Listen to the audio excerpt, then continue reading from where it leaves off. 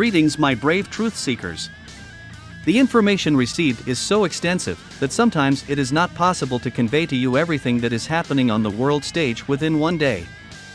Therefore, I try to cover and analyze in my videos only the most important incidents, which can radically change the entire architecture of the current geopolitical system.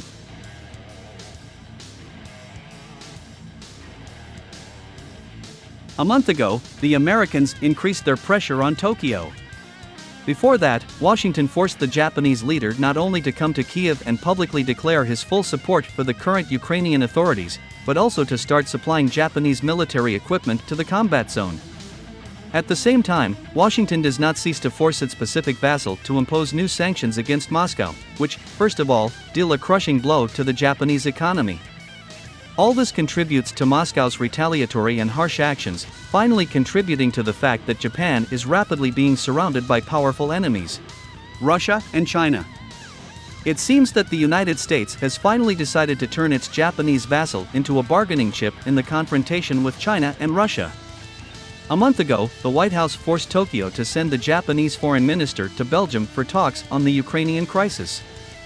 During these negotiations, Japan officially agreed to transfer $8 billion to Ukraine.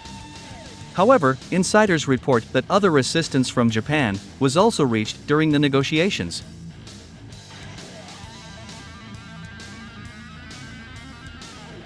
Numerous authoritative Chinese publications claim that it was during the negotiations in Brussels that Japan promised to send about 4,000 Japanese mercenaries to Ukraine, who will help and advise Ukrainian soldiers on the front line in every possible way.